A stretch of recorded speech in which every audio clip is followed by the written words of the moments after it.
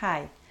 In this video, I want to talk to you about something that's rarely spoken about, in my opinion, and that is the connection between loss and your health and well-being. This might be the missing piece, the overlooked factor that's holding you back from truly feeling well, physically, mentally, and emotionally. A lot of us go from doctor to doctor, maybe to holistic practitioners, and very few of them ever ask us about loss, about grief. And if by any chance they do mention it, that's it. No one really helps you actually go through it. No one says this might be what your body is carrying. But I know from experience that it can be. So my mom passed away really suddenly when I was 10 years old, and that absolutely shattered me. And of course it affected my health. How could it not?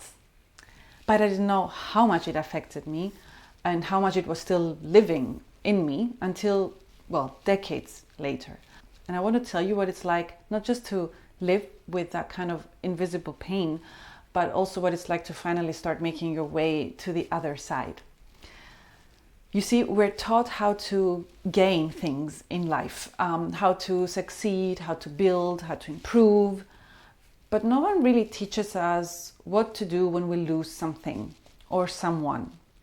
And when we do experience loss, most people around us simply don't know how to support us. Ideally, they would just disappear and then come back when we're smiling and we're fine again. Maybe I'm exaggerating, but that's how it feels sometimes. They really don't know how to support us. Because as children, when we're experiencing actually a lot of losses, we're often told not to make such a big deal out of it, and we're often distracted with toys, with food, something sweet, with something fun. And if we lose, for example, a pet, someone says, let's just go get you a new one. And the message becomes loud and clear. Don't feel, just move on. But the truth is that unfelt grief doesn't go away. It just gets buried. It goes inward and we numb it, we avoid it, and it manifests itself in other ways.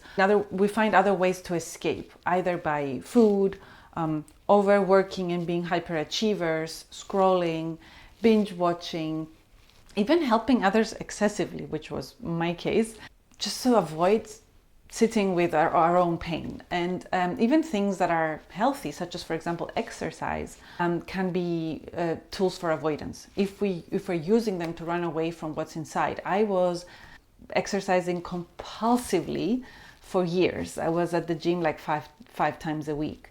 And even though exercise is something very healthy, that was not healthy, and definitely something that could be considered as a coping mechanism. So what happens when we keep running from grief? Our body keeps the score, and if you read the book, you're probably smiling right now. If you haven't read the book, I totally recommend it. So our body keeps the score. For me, that score showed up as chronic health issues in my 20s. And doctors had no clear answers. They kept saying, you're just under stress. But I didn't feel under stress. It actually wasn't stress. It was unprocessed pain. It was grief, and it was buried deep, and it was quietly weighing on me until I found one doctor who looked at me and said, what is your relationship with your mom? And there I just burst into tears and told her that my mom had passed away that years ago, and that I hadn't really talked to anyone about it. I had never really processed it. And then she told me, maybe there's something there for you. Light bulb moment. And indeed, there was something there for me to look at. Now, I'm not saying that working on your grief will magically solve everything in your life overnight. That's not what I'm saying. But I want you to just imagine a life where your losses no longer feel like this heavy shadow behind everything, where your pain isn't this thing that is shaping your decisions or your mood or your health. And by the way, loss isn't just death, because we often associate loss with death, but it's not just death. It's anything that you wish had been different, better, or more. A relationship, a childhood, a dream, a version of yourself that never got to become. So it's not just death. For me, facing my grief meant finding freedom, and it also meant an improvement in my health. And I believe with my whole heart that you deserve that too, that everybody deserves that.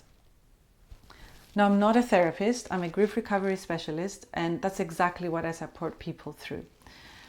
We don't just talk about grief, we do something about it. I like to give this image of, you're opening a door and you're walking into another room, and this room looks completely different. Once you face your grief and you've done this work, you walk into a room where it's a lighter version of you, it's a freer version of you, it's a more peaceful version of you. And you deserve that, absolutely. I'm excited for you to try it. So if this video resonated with you, please feel free to like it and contact me. Thank you for watching.